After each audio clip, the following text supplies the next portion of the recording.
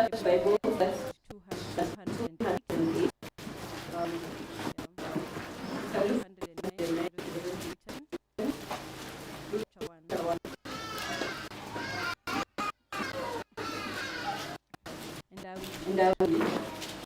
In the days when the judges ruled, there was a famine in the land, and a man of Bethlehem in Judah went to sojourn in the country of Moab, he and his wife and his 2 sons. The name of the man was Elimelech, and the name of his wife Naomi, and the names of his 2 sons were Melon and Kilion. They were Ephrathites from Bethlehem in Judah. They went into the country of Moab and remained there. But Elimelech, the husband of Naomi, died, and she was left with her 2 sons. These took Moabite wives. The name of the one was Orpah, and the name of the other Ruth. They lived there about 10 years, and both Melon and Kilion died, so that the woman was without her 2 sons and her husband. Then she arose with her daughters-in-law to return from the country of Moab, which had had in the fields of Moab. The Lord had visited his people and given them food. So she set out from the place where she was with her 2 daughters-in-law, and they went on the way to return to the land of Judah. But Naomi said to her 2 daughters-in-law, "Go return each of you to her mother's house. May the Lord deal kindly with you as you have dealt with the dead and with me. The Lord grant that you may find rest, each of you in the house of her husband." Then she kissed them, and they lifted up their voices and wept. And they said to her, "No, we will return with you to your people." But Naomi said, "Turn back, my daughters. Why will you go with me? Have I yet sons in my womb that they may become your husbands? Turn back, my daughters, go away, for I am able to have a husband. If I should say, I have hope, even if I should have a husband this night and should bear sons, would you therefore wait till they were grown? Would they therefore refrain from marrying? No, my daughters, for it is exceedingly bitter to me for your sake that the hand of the Lord out against me." Then they lifted up their voices against them, and all his in-law, but Ruth clung to her. And she said, "Your sister-in-law has gone up to people and to her gods. Return after your sister-in-law." But Ruth said, "Do not ask to leave you, or to return from following me. For go, I will go, and where you look, I will look. Your people shall be my people, and your God my God. Where you die, I will die, and there I will lie you buried. May the Lord talk to me and more also, if anything, but death parts me from me." And when Naomi saw that she was determined to go with her, she said no more. So the 2 of them went on until they came to Bethlehem. And when Bethlehem, the whole town was stirred because of them. And the women said, "Is it Naomi?" She said to them, "Do not call me Naomi, call me Mara, for the Almighty dealt very bitterly to me. I went out full, and the Lord has brought me empty back. And why call me Naomi when the Lord has testified against me, and the Lord has brought calamity upon me?" So Naomi returned, and Ruth the Moabite, her daughter-in-law, with her, who returned from the country of Moab.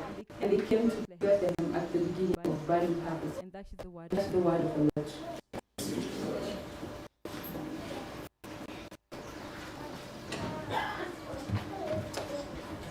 Good morning.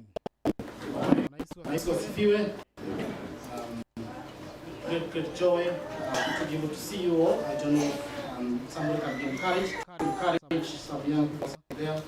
Then we do have enough space here, so if somebody is able to help them so that they do not stay outside of the bus while we are feasting here. So, how are you doing? Can I also encourage you, if you don't have a Bible, don't feel bad if you can walk to that desk there, grab a Bible, because we want to follow the story together. So again, feel free to do that. I say, I know we are a digital generation with our phone, but you might get that an M-Pesa imeingia. Usikie kama hautamaliza service na hiyo pesa. Tuone mtu ameshaanza kuchomoka na ni M-Pesa kameingia, so to avoid those disruptions, have a hard copy that you can be able to follow up. For the interest and for the sake of the interest of the visitors, my name is Peter. I am born again. I was one of the pastors here alongside Pastor Patrick. you will hear perhaps later on. Apart from that, I'm also married to Rose. And the Lord has blessed us with 2 children so far, with whom we are praising the Lord for. even as we Trust Him for more, and more to come. It's such a joy, isn't it? To encourage James, who has said they have come. Keep going. Do know there is a lot to be able to cover up. Now, Ruth is our new series that we are starting to get today, and it's my joy, especially to be opening for us today as we start the book of Ruth. So today, what I'm going to do is it will look more like might sound like overview, but I will concentrate on the first 5 verses. So Naomi has read for us the whole of 22 verses of chapter 1, but I'm only going to concentrate a little bit more on first 5 verses, but a few things here and there. especially in chapter 1, but also because I'm thinking about the whole book, so you might hear some of the things that will be covered in the whole book. The big title that we are going to be thinking about the whole, this is the title for the whole book is God's hand in the ordinariness of life. God's hand, the ordinariness of life. And I'm going to be giving a bit of a meat later on to see why we are convinced that that's really a good thing or a good way of capturing message that we get in Ruth. It's a short, beautiful, and nice little story of only 4 chapters. It contains those happy words that people write on their invitations. Today, those nice words that everybody copies and writes them there. Where you die, I will die. Unfortunately, sometimes people leave even before you die. But they think they are nice words, and hopefully we'll come to them and we see that quality from Ruth and be able to be learning a lot. Can I start by saying the obvious as we turn to open God's Word, especially the book of Ruth? Ruth is part of the Old Testament. But can I say the obvious? Because if you it is part of the great joy to see you all. I don't know, somebody can encourage some young people there as well. There'll be enough space here, if somebody is able to help them. So that they do not stay outside of the bus while we are feasting. How are you doing? Can I also encourage you, if you don't have a Bible, don't feel bad if you can walk to that desk there, grab a Bible because we don't feel so again, feel free to do that. I say, I know we are digital generation, we use books on our phone, but you might get that an M-Pesa imeingia. utamaliza service na hiyo unaona mtu ameshaanza kuchomoka na mpesa kameingia, so avoid those disruptions. Have a hard copy for the interest and for the sake of the interest of the visitors. My name is Peter. I am born again. I was one of the pastors here. Pastor Patrick. I always love that. Apart from that, I'm also married to Ruth, and the Lord has blessed us with 2 children so far, with whom we are praising the Lord for. We trust Him for more, and more to come. It's such a joy, isn't it? To encourage James, who has said they have come. Keep going. Do not hope. I pray that is Ruth is our new series. I pray for you and I now that just like you do, that the Lord will be helping us to look more like might sound overview, but I will concentrate on the first 5 verses. Naomi has read for us the whole of 22 verses of chapter 1, but I'm only going to concentrate a little bit more on first 5 verses, but especially chapter 1. But also, because I'm thinking about the whole book, you might hear some of the things that we covered in your whole book. In the ordinariness of life, the big things that this morning with you, things to use ordinary. The title of the whole book is God's hand in the ordinariness of life. God's hand, the ordinariness of life. And I'm going to be giving a bit of a meat later on to see why we are convinced that that's really a good thing or a good way of capturing. We get from you, I pray that for those who have not trusted upon you as we hear and know the encouragement of the scriptures, Lord, contains those happy words that most people write on their wedding or invitations. Today, we did come to church this morning with lots of doubt. Those who are in pain, those who are in anguish, those who we shall just be seen in our tragedies that hopefully will come to them and see that quality from Ruth and be able to be running to the Lord. Can I start by saying the obvious as we turn to open God's word, especially to see you, Lord, in the Old Testament? Can I say the obvious? Nice was viewing. Great joy. You will see you all. I don't know. Somebody can encourage some young people there. Space here. Somebody should be able to help them so that they do not stay outside the class while we are feasting. How are you doing? Can I also encourage you, if you don't have a Bible, don't feel bad if you can walk to that desk there, grab a Bible. So again, feel free to do that. I say, I know we are digital generation, we use books on our phone, but you might get that an M-Pesa imeingia.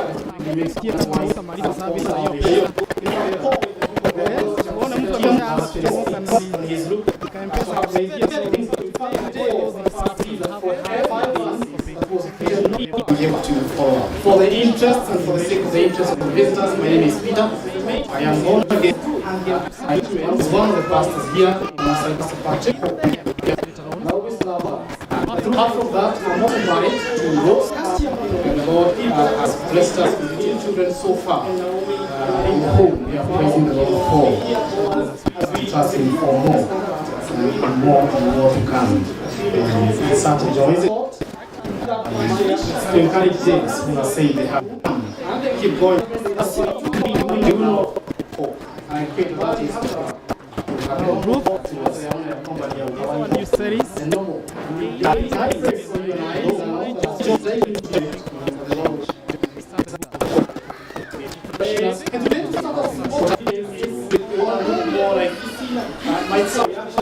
That is going to end with a happy ending. So I would ask you if you are a visitor, a little bit more on 5 but because there's change chapter 1, but also because I'm thinking about the whole good deed, you might hear some of the things covered in your in the ordinariness of life. The big things that this morning with you is God in the ordinariness of life. God's hand, the ordinariness of life. And I'm going to be giving a bit of meat later on to see why we are convinced that that is leading to good with an R. Okay, this betrays me a lot. The road.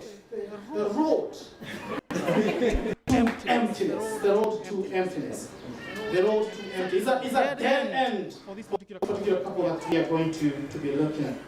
But can I ask you this? Where is God when calamity or tragedy strikes? Yesterday I saw on the news. I'm not quite sure that I got all the details right, but I saw the news, I think, one family in Georgia that lost 3 siblings to a road accident. Apparently, I'm not quite sure I got all the details right, but apparently these brothers and sisters were just, I think on their motorbikes, they had just, stood on the roadside, perhaps parked them on the roadside. Maybe they were chatting, 2 brothers, 2 sisters. I think a lorry lost control and it hit them. I think 3 of them died on the spot. 1 of them was in ICU. I looked at the gray haired kind of father been, talking to the news people. I couldn't even put myself in his shoes. I couldn't imagine what was going through this father, seeing their literature, like my literature, grow over the years of Kunyamusiku, grow over the years of their teenage years, grow into young adults. And then one day, I just received the news that all of them should go and confirm at the mortuary. They are all there. This is sad, is it? And what tried that heat? The question normally everybody would ask is, where is could God has been there to help them so that they didn't hit the tragedy? Could God has helped the driver to be more careful? Is God concerned about the life of this family? In fact, a lot of Africans would even want to ask the question, who was wrong? Kuna mtu babake ameibia pesa or something like that. How much is he in charge? Where is God at that particular time? And I can tell you for and this is whether you are such a strong believer, or you can feel as if God is distant and unconcerned. He can feel unable and uncaring.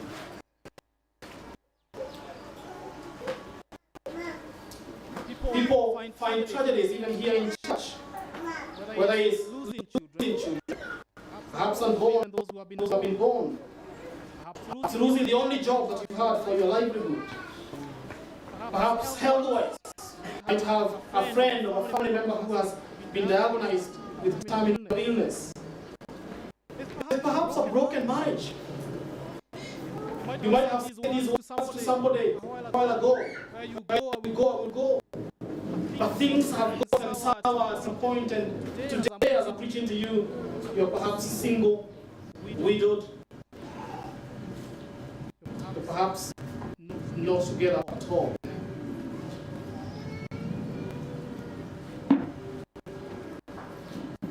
There are perhaps young people I'm talking to this morning who are living in broken families, who have been left as orphans. Where is God? As I have said, actually, though our story will have beautiful, happy ending, the start is gloomy, pitch dark. But can I also correct and say, and that's why I'll give illustration today, because it is a story of ordinary people making ordinary decisions, and those decisions having a lot of impact on their lives. And yet, we will see the hand of God is still at work, weaving His own purposes through their own daily lives for His own glory and for their redemption. In fact, the first 5 verses, I remember the staff team telling me when we were talking about these passages, saying, if I only preach these 5 verses without you knowing the rest of the story, it's just a very honest story that is happening in Kenya every day. People making decisions, perhaps to move to a better paying job and losing it after a few months altogether. It can always sound, where is God? But let me hold my horses a little bit, and then we'll come back to that. So here is a story in a very short while I'm going to be talking about. It's a very short story of the movement of one family from Israel, specifically a place called Bethlehem, to Moab, and back to Bethlehem. From where are we moving from? Bethlehem to Moab, and back to Bethlehem. So in the end of the story, actually, we will be back in Bethlehem. Now, I've just divided it for the sake of those who might be very keen on it. Verse 1 and 2, that's the first scene that we are going to be seeing from Bethlehem to Moab. And then verse 3 to 5, very short, is actually we are looking at that tragedy of death that hit this particular family. So from Bethlehem to Moab. Let me look at those verses. Look at those verses together, just in case you have forgotten them. You're told there, in the days when the judges ruled, there was a famine in the land, and a man of Bethlehem in Judah went to sojourn in the country of Moab, he and his wife and his 2 sons. The name of the man was Elimelech, and the name of his wife was Naomi. And the names of his 2 sons were Mahlon and Chilion. They were Ephrathites from Bethlehem in Judah. They went into the country of Moab and remained there. It's a very short passage, and because of the interest of the whole, I'll try just and unpack a few. 21. It's not that difficult. It's chapter 21. And this is the time actually in Israel where it will be described as a time where it was a time of brokenness. It was a time where religiously and morally everything was actually broken. Everything had been lost. Now, the time of Judges, just to help you a little bit here when we are talking about the Old Testament, is between the time of a man who was called Joshua. Joshua is a man who took over from Moses and led the people of Israel into the promised. Are we together? So Joshua leads the people into the promised land. And after Joshua had ruled them for a number of years, Joshua, as a man like any of us, he died. And after he died, and all that generation, what we are told here in the scriptures, especially in the book of Judges and in the first few chapters, the people of Israel forgot about God. And they went back, actually, to living and to worshiping the idols. And so what happens in the book of Judges is really everything that can get to us. Because in the book of Judges, people will sin again and again against God. I'm just going to narrate to you a few of these sins, but actually it is what you might call a spiral of sin. You know, sometimes wale watu ambao ni wazee wanashindaga wakisema, watu wa siku hizi. You know, wakati wetu kulikuwa kuzuri, hakuna mtu angefanya hivi, lakini saa hizi watu wamebadilika. I think if you read the Bible properly, actually bado kulikuwa na wakati mambo ilikuwa imeharibika. The time for Judges was actually worse and worse. In fact, what we hear, one of the stories we hear from the book of Judges, and this always worries me, is in chapter 19, for the sake of just seeing it, but I will not read it in the interest of time. It gets worse in the spiral. This is what would happen in the book of Judges. People would sin against God. God would be very angry with them. He would send a calamity. Most of the times, it would be enemies who will come and conquer the children of Israel, and they would oppress them. When they are oppressed, they will cry out to the Lord. The Lord will have mercy on them. He will send a deliverer. That deliverer or a warrior is the one who was called a judge. Some of the common judges is like who and who? Samson is very famous. And the other one? Gideon. You know, those guys are, they are very, Samson, you remember him? Bad guy. But, he was there. And so that is the spiral of sin. Now, it got so worse in their cycle of sin. In chapter 19, we have a man who is a Levite. Now, Levite, to make it short, were the people who had been given the obligation of being able to lead. They were set apart for the sake of teaching God's law to his people. If you want a contemporary version of it, they are like pastors. Okay? That's a contemporary. It's like pastors, really. Now, in chapter 19, if you are opening it, you will just be able to see the title there. What's the title of chapter 19? Can you imagine? It's like saying a pastor and his. Okay. Whew. I'm glad I didn't say that. I was not even intending to say that. But yeah, can you now if you are actually asking, how was it to live in the time of Judges? That's how worse it was. So you have here a Levite who is supposed to be teaching and guiding God's people, and here he even has a concubine. Now already that's bad, is it? If you thought that was bad, what he does, apart from living with the concubine, wanakaa wakiachana, msichana amemwacha alafu dugu amemwendea. After kumwendea, the Levite comes. When he is traveling back,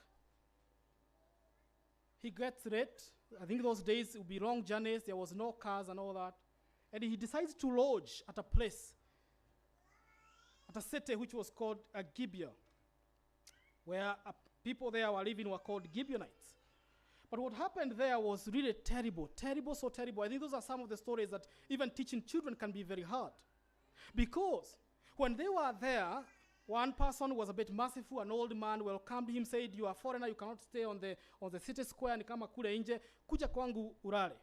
As he was in the room, the man is rising up too. How was it living in the time of Judges? It's dark. In fact, can you see verse 21, chapter 21 of Judges? I want you to read verse 25. I want us to read it together.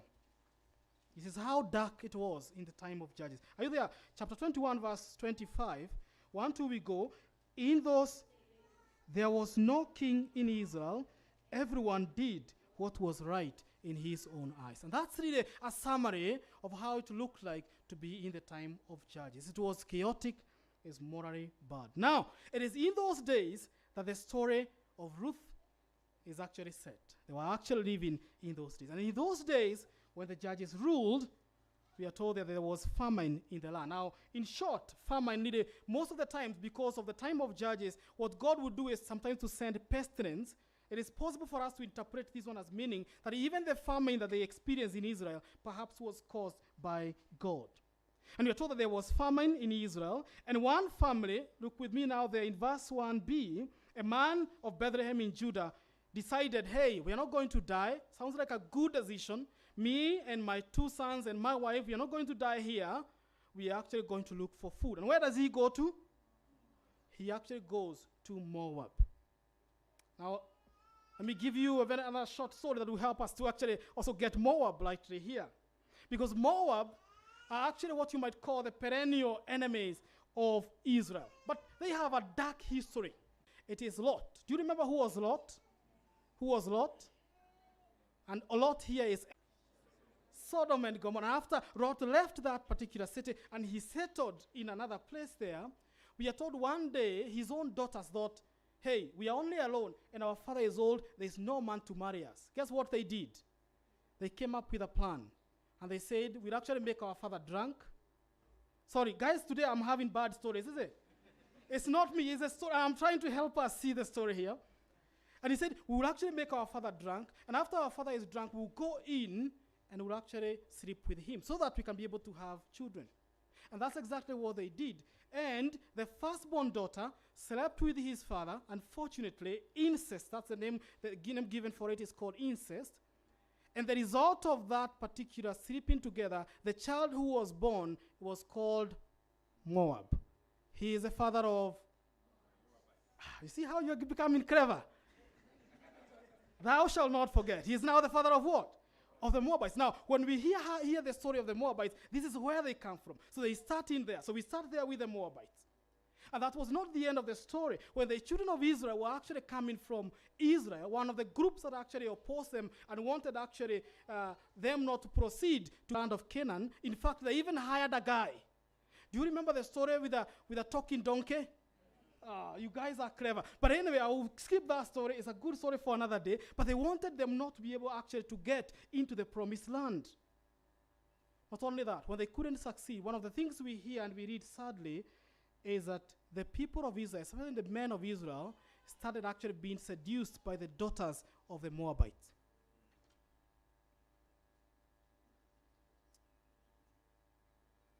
And that's not the end of the story and the bad story between Israel and Moab, because later on in the book of Judges, actually chapter 3, which I will not go there, they are actually part of the people who are used by God to be able to oppress the children of Israel.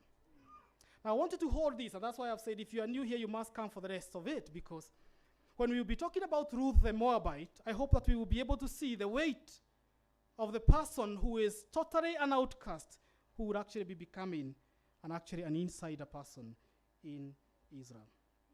But anyway, we have this family, and the name of the man, verse 2, is called? The name of the man was? Elimelech, and his wife is? Naomi, and the 2 sons are those beautiful names there. Mahlon and Kilion. If you are expecting and you are thinking about a beautiful name, here is Mahlon and Kilion. I don't know whether they were twins, we are not told, but these were the people that were there. So here is a family. It is deciding actually to leave Israel and Bethlehem, which actually means the house of bread. There is no bread right now, and they are actually moving to Moab. Now, you and I should already be saying this is not a good move. If people are going to be moving from Bethlehem, Israel, to go to Moab, this is not a good move. I need to rush to the sad bit of it. Look at verse 3 to 5. The tragedy of death in a fallen land. A man has made his decision to move because there is famine to the land of Moab. Let me read for you, and I want you just to feel it as I read it. But Elimelech, this is the husband of Naomi, died. She was left with her 2 sons. These took Moabite wives. The name of the one was Orpah, and the name of the other Ruth. They lived there about 10 years, and both Mahlon and Kilion died. So that the woman was left without her 2 sons and her husband. Elimelech dies. We are not given details. I think the Bible, sometimes when you are reading the Bible, is very interesting. We are not told whether he was sick. We are not told whether he was hit in a quarry or anything like that. The only news we are told is sort of almost like breaking news, actually. Elimelech dies. This is tragic. This is the man who had led his family out of the land of promise into the land of the Moabites, and now he is dead. Perhaps we are not told where he was buried, but I reckon that perhaps he was buried in a foreign land as well. Now you have the sons without a father, and here you have a widow now, and she is all left to be able to care for them in a foreign land. In fact, you can actually argue Naomi, which I think they say means present, is experiencing nothing of present at all. Is experiencing everything opposite. It's tragic. She is widowed in a foreign land, left with 2 sons. Should they go back or stay in Bethlehem? They decide to stay. I think actually we are given there they stayed for about 10 years. Long enough that in verse 4, what happens in verse 4? The sons are doing what? They took the Moabite women. I think the writer of the story doesn't want us to forget. They didn't just take any women out there to marry. They took who? The Moabite women. And now I hope with the information I have just given you about the Moabites, that should around, just sounding to you bells of many wrong things to happen. But anyway, these 2 beautiful women there, we are told they were called Orpah and Ruth. Now at this point too, but we shouldn't assume. Single people, please, owaneni vizuri. I don't think this is what you are to pick from here. But we are told actually there they married them, but for the next about 10 years almost that they were staying there is no sign of any baby that was born to them. And verse 5, what happened to them? Mahlon and Kilion died so that the woman was left without her 2 sons and her husband. It cannot get worse than this. You lose your husband. The 2 sons, perhaps Naomi was saying wameoa, watapata wajukuu, watoto watakuja hapa nitawashika. They die, and we are not even told whether they died. Is it the same day? Was it an accident like the one I was giving you earlier on? What has happened and what is left is emptiness. Can you imagine a home that had a father, had 2 sons, married to 2 wives, is now left to how many widows in that home? 3 widows. And they're not just widows, they're actually childless widows. Hopeless, nothing to look forward to.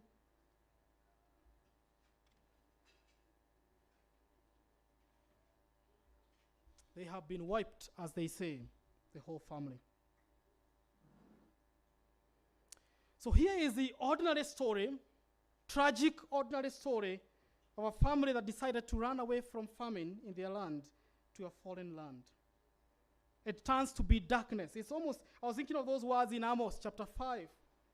It's darkness, not light, Amos says, as if a man fled from a lion and a bear met him, or went into his house and leaned his hand against the wall and a serpent bit him. There's nowhere to run for these people. Yani hakuna pahali pa kujificha. Amepotelea njaa, akakutana na nini? Na kifo. You're trying to save yourself.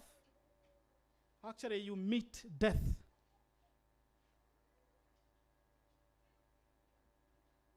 Imagine a home where there was a father giving instructions to his son, where the mother could cook a meal and invite her lovely family of 4 to the meal. Imagine all of you, I have 2 of my children currently, and to imagine a day that out of death, one can have just emptiness and hopelessness.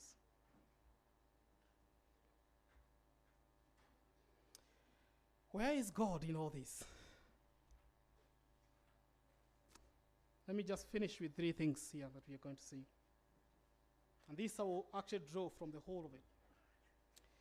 And one of it is actually God's hand is in charge, working all things great and ordinary.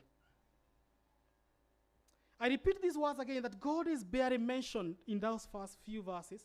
Even the rest of the verses actually, the only thing we are going to hear is the narrator's comment. Look at verse 6, for instance, if you're asking, where, Peter, are you getting that from? Look at verse 6. We are told about Naomi going back. But we are told there is that she heard that the fields of Moab, that the Lord had visited his people and given them food. But not only that, Naomi herself, when she is talking and looking down there, she's saying, actually, she's confessing herself and saying, look at verse 13 there, the end of it there, is the hand of the Lord has gone out against me. And when she lands and people are trying to welcome her with adorations, she says, no, don't call me Naomi, call me Mara. And verse 16, almost the ending there, he says, sorry, I'm reading the wrong place there. Verse 20, yes, she said to them, don't call me Mara. Why? Because the Almighty, that means the Lord, has dealt bitterly with me. And he says there, I went away full, and the Lord has brought me back empty. What Naomi is giving us, which is the right theology or the right understanding, is that in all these things, it is God's hand that has been in charge. It is tragedy. She might even think maybe my husband was not right to take the whole family to Moab, and maybe that's the reason actually. But it was God's hand that was in charge. In fact, can I say God's hand was working loudly, not only in the tough road from Bethlehem to Moab, but also at the funerals of Elimelech, Maron, and Kirion. God was still in charge.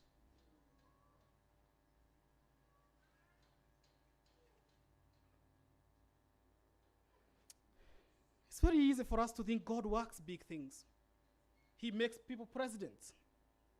He gives me a great job I've been trusting for many years. But when tragedy struck, it's very hard to actually think that actually God is still in charge. Perhaps that man who I wish I would get him, and I hope the pastors there will preach the right sermons to him. Because it is very easy to think when he was bringing up his 4 children, his 3 children who have just died, God was good, God was there. But now that they have all died on the same day, it is very easy to think God is not in charge. But can I say he's not just in charge of the big things, he is in charge even of the tiny, ordinary things.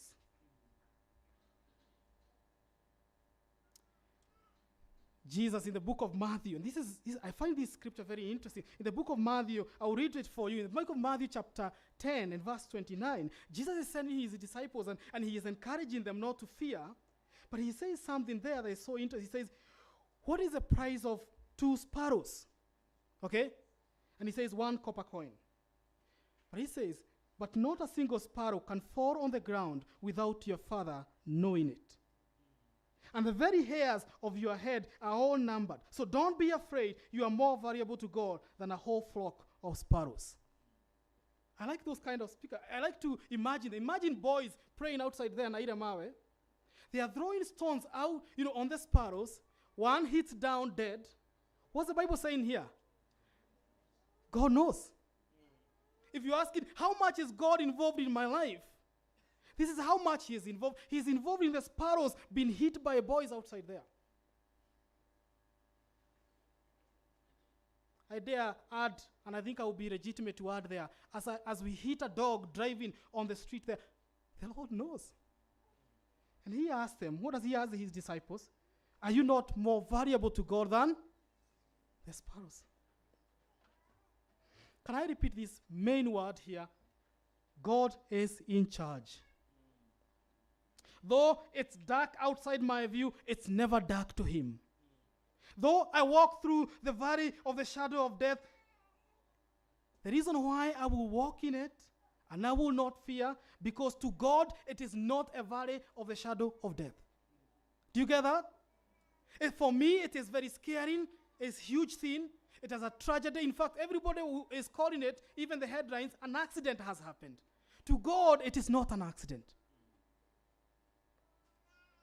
Can I say again and again, God's hand is present even when we cannot see it.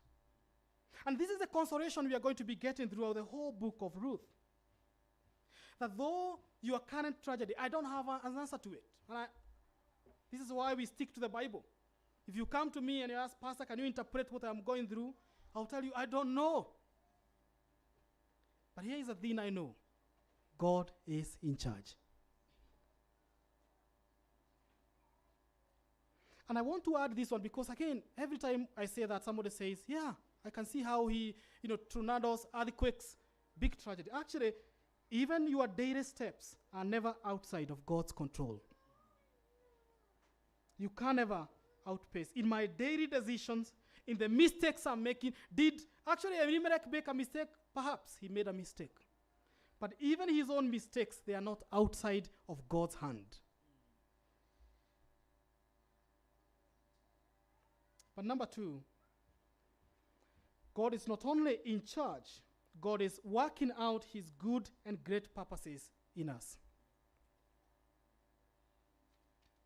Now, I have just shown you from Judges how chaotic and bad it was. And I think the statement we read with you was, they were saying actually, in those days there was no king in Israel. Everyone did what was right in his own eyes.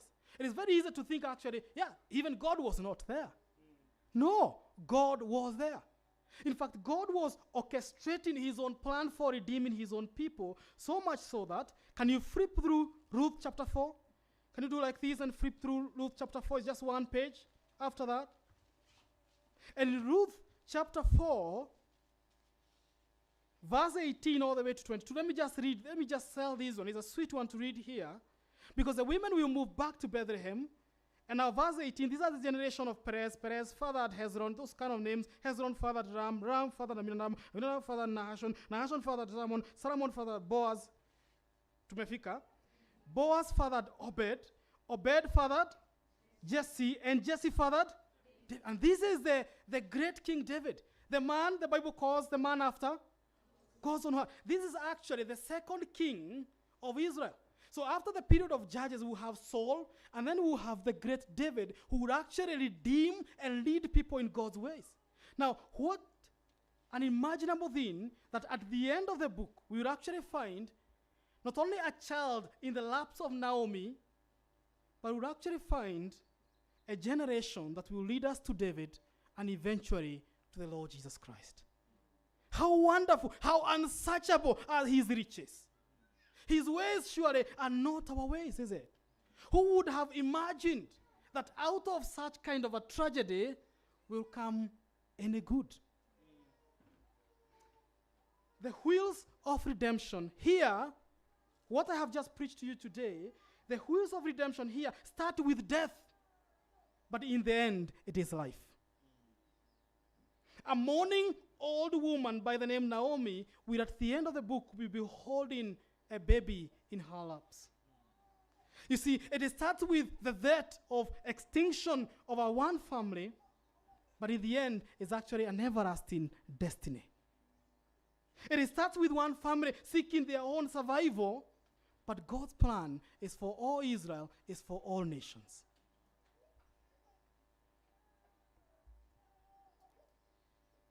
God is in charge. It's never out of control, even when you feel as if it is beyond control. Now, I know I'm talking to people who every day perhaps are living with regrets.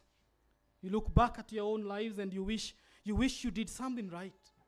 You wish you could have actually said yes to that opportunity or no to that opportunity. You wish you could have either said yes to that man or no to that man. Take comfort in this. You are not beyond his hand. Your daily decisions, your daily life is not beyond his reach. That song, I think we'll sing it at the end. It is his hand that leadeth me. But here is the last one. And this is connected. If God is in charge and in control even when tragedies are hitting you, if God is actually in charge of the ordinary life, do not underestimate what God is doing in your life through your daily hustles and bustles of life.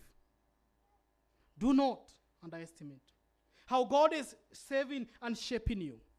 I think sometimes you might be waiting for that big voice. Nataka Mungu amuka hivi aninene, nisikie Mungu ananituma niende nikahubiri injili Garissa. Can I say the Lord works sometimes in very ordinary ways? And I know this morning I'm speaking to ordinary people like me. I can tell you for sure I am a pastor today, but I respect those who heard the voice of the Lord loudly, perhaps in a mountain somewhere. But me, I felt there was just a need to come and preach the gospel. I didn't hear. There was no stones that were cracking where I was praying. And I reckon the people who are hearing to me today, perhaps even when you are coming to faith, is very ordinary human beings. And I want to encourage you, do not underestimate what God is doing in your own ordinary life. Some of you might just be saying, Peter, I am just a teacher. I'm just a lawyer. I'm just an accountant. I'm just a mother. I'm just an IT person. Oh, is God interested in my daily life? And I want to say the answer is yes. God is so interested in your daily life, He is actually at work in your life.